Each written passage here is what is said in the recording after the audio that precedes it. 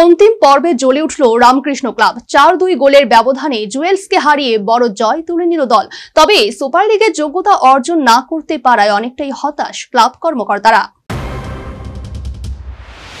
জুয়েলসের বাধা সহজেই টপকে গেল রামকৃষ্ণ, জয় তুলে নিল ৪-২ গোলের ব্যবধানে। তবে এই মৌসুমে কাজে এলো না বড় ব্যবধানের জয়। সুপার লিগের দৌড় থেকে ছিটকে যেতে হলো বিজয়ী দলকে। তবে আসরের প্রথম দিকে যে পারফরম্যান্স প্রদর্শন করেছিল বিজয়ী দলের ফুটবলাররা, তার চেয়ে শনিবার প্রদর্শন করলো পরিণত ফুটবল।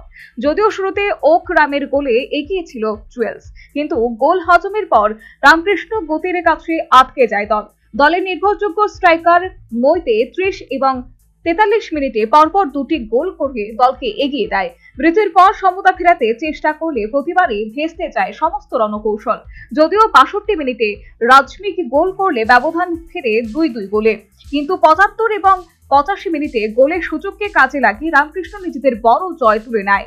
বিজয়ী হলেও সুপার লিগে না পৌঁছানোর কারণে অনেকটাই হতাশ দলীয় কোচ।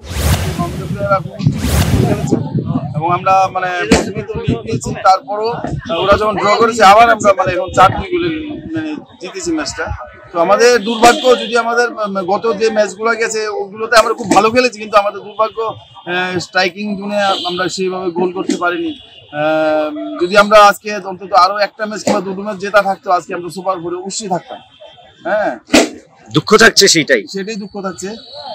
পরবর্তীতে আমাদের একটা ম্যাচ আছে, যদিও এই ম্যাচটা জিতলো আমাদের হয়তোবা সুপার ফোরে যাওয়া হবে না, কিন্তু দুঃখ একটাই, যদি আরো একটা দুটো ম্যাচ যদি ড্র কিংবা জেতা থাকতো তাহলে আমরা অবশ্যই সুপার ফোরে উঠতাম। এদিকে হ্যাট্রিক সহ ৪টি গোল করার সুবাদে বিজয়ী দলের মেইতেকে ম্যাচের সেরা হিসেবে ঘোষণা করা হয়। Bureau report, news vanguard.